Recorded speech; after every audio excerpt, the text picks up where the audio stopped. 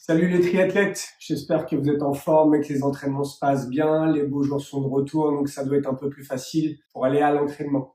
En tout cas, ces vidéos, je vous le rappelle, sont faites pour les débutants qui commencent le triathlon ou qui ont besoin de se perfectionner dans certains domaines.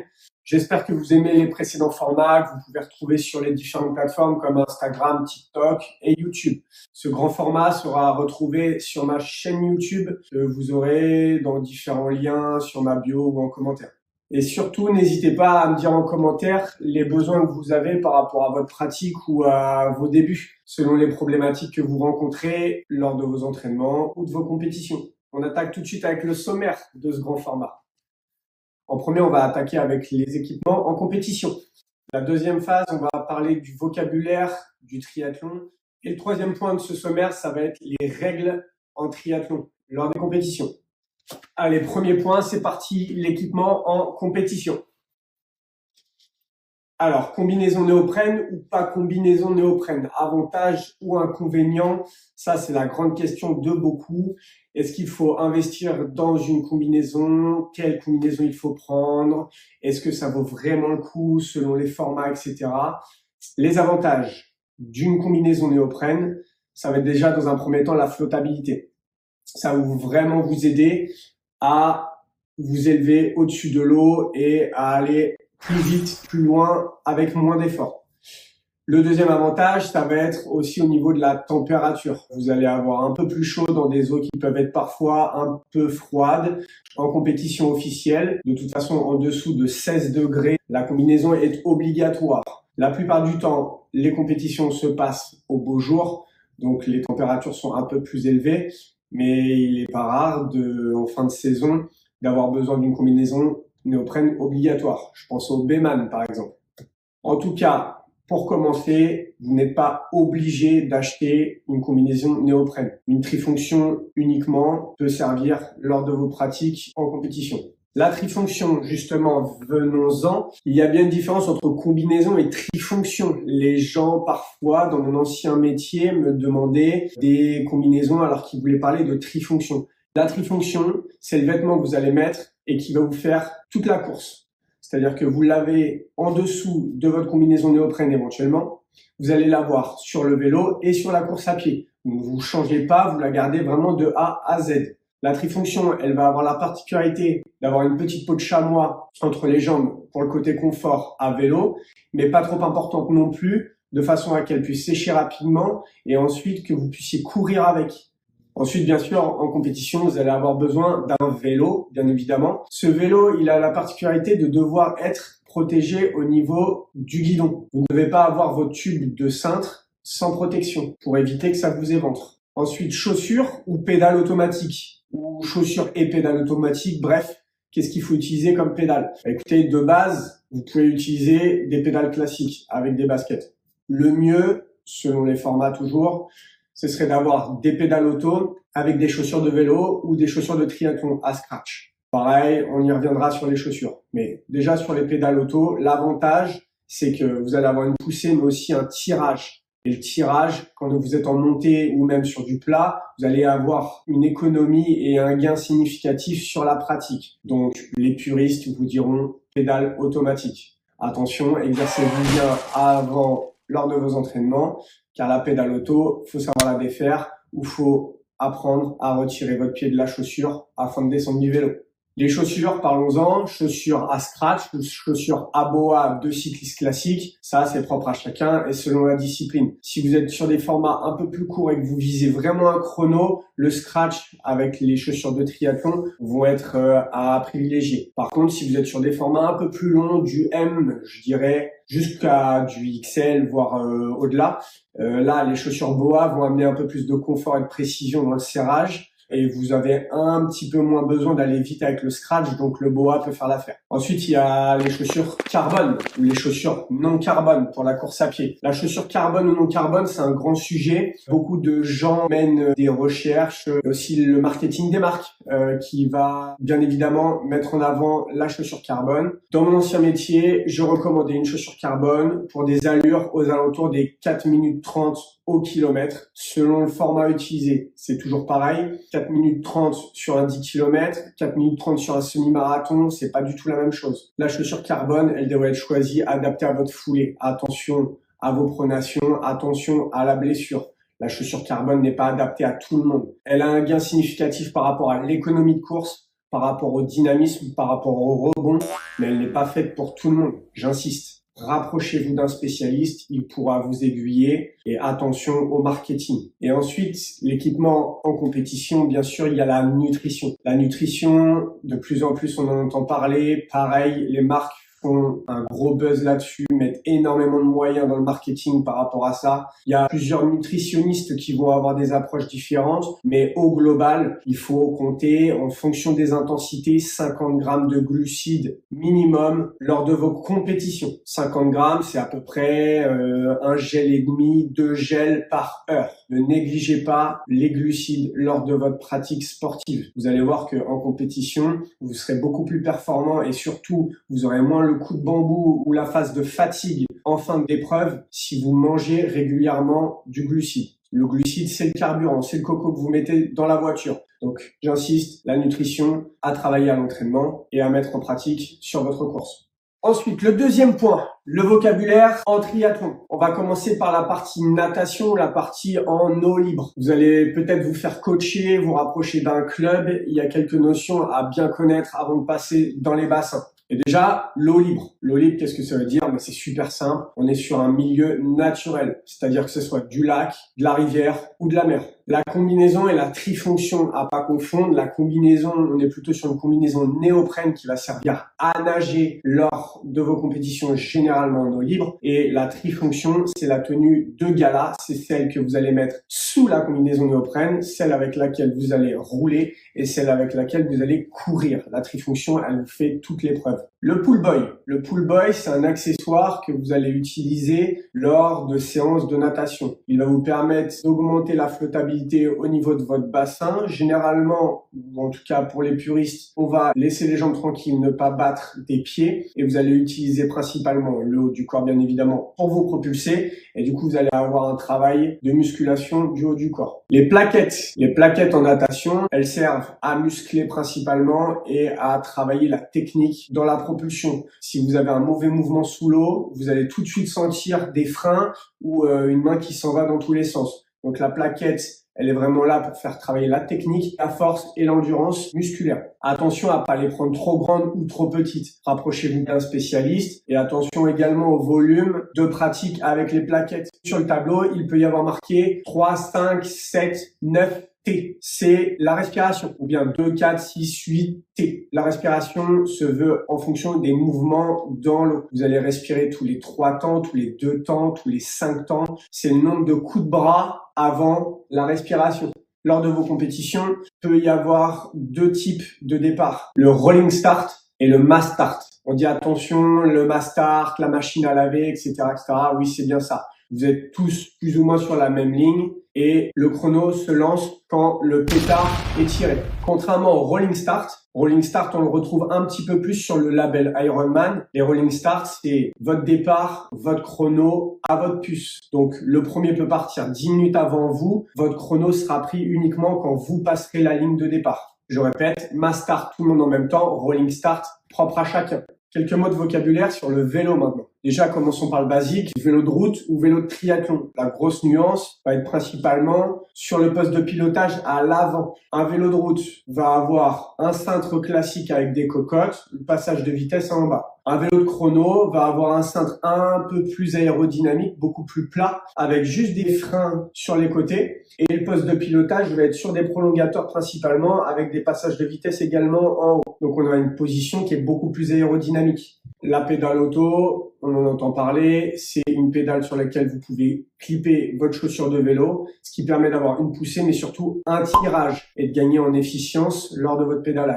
Le capteur de puissance. Le capteur de puissance, il y en a différentes sortes. Vous allez avoir des capteurs de puissance qui sont directement intégrés dans le pédalier. Vous allez avoir des capteurs de puissance à la pédale. Le capteur de puissance, il permet de connaître les watts que vous développez, la puissance que vous mettez dans votre pédalage. Ça permet d'avoir un indicateur supplémentaire pour votre pratique et respecter des zones lors de vos entraînements ou de vos compétitions. Le home trainer. Le home trainer, comme son nom l'indique en anglais, c'est pour s'entraîner à la maison. On le revendique sur le vélo, c'est-à-dire que c'est un appareil qui va vous permettre de poser votre vélo dessus et de faire des sessions en intérieur. Vous pouvez vous connecter avec différentes plateformes, j'y viendrai plus tard. Chambre à air ou tubeless. Ça, c'est un gros sujet. Les puristes, la nouvelle génération, un peu plus. En tout cas, chambre à air, c'est le boudin que vous venez mettre dans votre pneu de vélo sur votre roue. Et le tubeless, on est sur un format où il n'y a pas de chambre à air à l'intérieur. Donc pour ça, il vous faut une membrane sur la roue qui étanchéifie l'ensemble. Vous mettez votre pneu par-dessus et à l'intérieur, il y a un produit, un liquide qui permet de faire pansement si crevaison. Ensuite, la partie mécanique, vous allez avoir le dérailleur, la cassette et le plateau. Le dérailleur, c'est le système qui permet de passer les vitesses à l'arrière sur votre roue. Vous allez avoir la cassette, c'est les petites dents que vous allez avoir qui sont fixées sur la roue. Donc une cassette, par exemple 10-30, ça veut dire que vous commencez à 10 dents tout à droite et vous allez finir à 30 dents tout à gauche. Et le plateau, c'est ce que vous avez devant au niveau de votre pédalier. Vous en avez un mono, vous en avez double et vous allez avoir triple plateau. On parle aussi de cadence. Qu'est-ce que la cadence? C'est la fréquence de pédalage. Donc une cadence faible, vous allez travailler en force. On est plutôt autour des 55, 60, 65 répétitions par minute, RPM. Et une cadence élevée, vous allez être aux alentours des 100, 110 répétitions par minute, ce qui va favoriser, on appelle ça la vélocité, ce qui va vous permettre d'économiser le muscle. Par contre, vous allez monter un petit peu plus le cardio. Le juste milieu à trouver, il n'y a pas de règle. Entre 80 et 90, ça me semble une bonne moyenne. Le vocabulaire à pied maintenant, on parle souvent de fractionné, de seuil, de VMA, d'EF. La VMA, vitesse max aérobie, on est sur une allure qui est très rapide, qu'on peut tenir peu de temps. Le seuil. Alors, il y a différents seuils, les puristes reviendront vers moi s'ils veulent discuter de tout ça. Le seuil, on est sur plutôt une allure qu'on va pouvoir tenir sur un semi-marathon. Vous allez avoir l'endurance fondamentale. L'endurance fondamentale, c'est une endurance que vous pouvez tenir jusqu'à un ultra trail. C'est quelque chose que vous pouvez tenir vraiment très longtemps. C'est aisance respiratoire facile, pas de déchets au niveau du muscle, pas de déchets au niveau du cœur. On est sur quelque chose qui est vraiment très linéaire. On est au-dessus du footing. Le footing, on est sur quelque chose de très facile, quelque chose qui demande vraiment aucun effort. L'endurance fondamentale, on est sur quelque chose qui va travailler l'endurance légèrement au-dessus de ce côté trop facile. Le côté trop facile, on va être plutôt en Z1, zone 1. On est sur quelque chose de plutôt de récup active. Alors que l'endurance fondamentale, on va s'accorder plutôt à une Z2, zone 2, sur quelque chose qui va travailler notre endurance. On est sur un travail et non pas sur quelque chose de trop facile. Et ensuite, il y a le mot fractionner. Qu'est-ce que le fractionner? C'est de couper sa séance de différentes sortes. Vous allez avoir du fractionné rapide, du fractionné en côte, vous allez avoir du fractionné au seuil, du fractionné AVMA, bref, fractionner, c'est couper sa séance avec des intensités différentes. La plupart du temps, on parle de fractionner avec des 30-30, 45-45, une minute, quelque chose de fractionné plutôt orienté VMA. Mais le fractionné au global, c'est couper sa séance avec différentes allures à l'intérieur. Ensuite, à pied, on parle aussi pronation, supination. J'y reviendrai dans d'autres vidéos. Peut-être que je trouverai un magasin dans lequel vous expliquez tout ça. La pronation, écrasement de vos chevilles et de vos malléoles vers l'intérieur. Un pronateur va user la chaussure sur l'extérieur au niveau du talon, mais va user sur l'intérieur, sur le devant du pied. La supination, on n'est pas sur une usure de chaussure uniquement au niveau du talon. On est sur une usure de chaussure extérieure complète, même sur l'avant du pied. Donc attention à pas confondre. Pronateur intérieur, supinateur extérieur, universel ou neutre. On est sur quelque chose qui va être au milieu, une usure plutôt médio-pied. D'un point de vue général au triathlon, Vous allez avoir aussi d'autres mots de vocabulaire. Vous allez avoir le porte-dossard. Le porte-dossard, il est très important et il y a une règle à ce porte-dossard. Il doit être 3 points. 3 points, c'est-à-dire que vous devez avoir 3 points d'ancrage sur votre dossard. Les arbitres vont vous bloquer si vous avez un porte-dossard que 2 points. Donc, prenez soit des épingles à nourrice avec vous, soit achetez-vous un porte-dossard. Vous allez avoir une dizaine, une quinzaine d'euros chez tous les spécialistes. Mais j'insiste, le triathlon, c'est propre à ce sport. Porte-dossard 3 points. Au niveau des distances, vous allez avoir beaucoup de mots de vocabulaire par rapport à ça. Vous allez avoir le XS, le S, le M, le L, le XL. Vous allez aussi avoir d'autres termes avec le format olympique, le DO 750, le Half Ironman, le 70.3. Vous allez avoir le full, vous allez avoir le Ironman. Alors, je vais essayer de remettre un peu de clarté là-dedans. Quand on dit un format XS, S, M, L, XL, là, on est sur le mot de vocabulaire utilisé par la Fédération française de triathlon. Ces formats sont rattachés à des distances ou à des labels. Le S, appelé aussi format sprint, on est sur une courte distance. Le M, on est sur une moyenne distance. On appelle aussi le M format olympique. C'est le format que vous avez vu aux Jeux Olympiques où Cassot-Beaugrand, Léo Bergère et Emma Lombardi se sont illustrés. On est sur un format qui va se finir avec un 10 km à pied. Il y a une particularité, à Deauville par exemple, il y a un DO 750. C'est un M avec peu de nage. Donc c'est un distance olympique DO 750 de nage. Ça, c'est pour ouvrir le triathlon et pour pouvoir faire découvrir au plus grand nombre parce que la natation, c'est généralement le sport qui est un frein à cette discipline. Donc DO 750, c'est un format, on finit par un 10 km, mais on n'a que 750 mètres de natation au lieu des 1500 sur un format olympique classique. Ensuite, vous allez avoir le L, ou le longue distance, ou le 70.3, ou le Half Ironman. Tous ces formats-là sont les mêmes. Le format global, on est sur quelque chose qui va se rapprocher des 2 km de natation, des 90 km à vélo et du semi-marathon à la fin. Ça peut jouer à quelques kilomètres. Et ensuite, vous allez avoir le XL, l'Ironman, le Full Ironman. Vous allez avoir généralement le double d'un L. C'est-à-dire que vous finissez par un marathon. Vous allez avoir 180 km de vélo au milieu. Et vous allez commencer entre 3,8 et 4 km de natation, généralement en eau libre. Au début, je ne savais pas, mais les temps de transition, ils sont compris dans le temps global. On n'a pas tout notre temps. La transition fait partie intégrante, bien évidemment, de l'épreuve de triathlon. Donc, quand vous arrivez à T1, T2, transition 1, transition 2, ne prenez pas tout votre temps. Le temps file et vous perdez des places.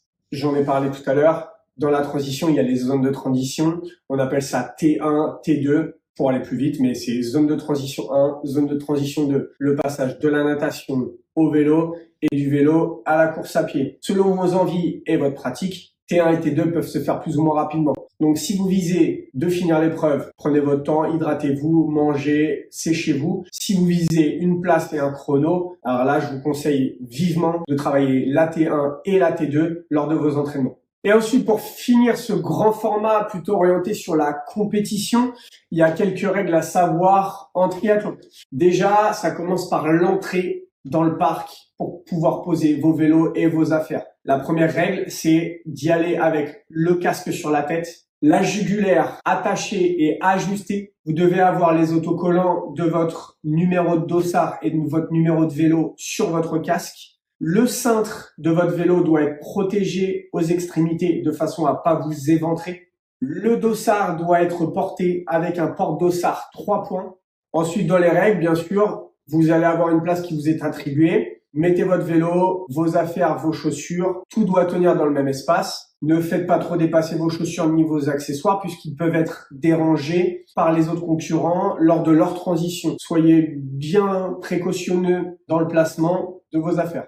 Il y a une règle quand vous sortez de l'eau, attention à la combinaison. Vous avez le droit de la retirer jusqu'au bassin, mais ne la retirez pas complètement dès la sortie de l'eau. Vous devez attendre d'être dans l'aire de transition ou devant votre vélo pour pouvoir retirer complètement votre combinaison néoprène. Gros sujet, le drafting. Le drafting, lors de la plupart des compétitions, il est interdit. Le triathlon, par définition, est un sport individuel. Donc, il est interdit de prendre l'aspiration, le drafting de quelqu'un lors de l'épreuve. La règle, elle est super simple, c'est 12 mètres derrière le vélo. Donc, si vous êtes à moins de 12 mètres, il faut que vous dépassiez la personne ou vous laissiez de la place de façon à respecter cette distance. Il y a une règle aussi au niveau du dossard. Le dossard doit être porté derrière. Donc, vous devez le tourner grâce à la ceinture porte-dossard dans votre dos lors de la pratique du vélo. Et vous devez la passer devant lors de la pratique de la course à pied. Une règle aussi, elle est évidente, la nudité est interdite, que ce soit dans les zones de transition ou sur le parcours à pied. Vous ne devez pas être complètement dénudé ou retirer le haut de votre trifonction. Et autre point, quand vous passez la ligne d'arrivée, vous devez avoir la trifonction qui est complètement relevée. La plupart des organisations vous font la remarque avant que vous arriviez, mais question de bienséance, la trifonction, remontez jusqu'en haut pour la ligne d'arrivée. Puis ça fait plus sympa pour les photos. Voilà, on a fait le tour des principaux points que je voulais aborder dans ce grand format par rapport à la compétition. J'espère que j'aurai répondu à la majorité de vos questions, de vos interrogations que vous avez sans doute à l'approche des premières échéances. N'hésitez pas à me solliciter si vous avez besoin d'autres informations. J'hésiterai pas à vous répondre en privé ou en commentaire. En tout cas, merci pour vos retours, merci pour vos petits messages d'encouragement et je suis tout cœur avec vous pour vos premières échéances de l'année. N'hésitez pas à bien vous entraîner en eau libre surtout, travaillez vos transitions, faites-vous plaisir et négligez pas le vélo. Allez, à très vite.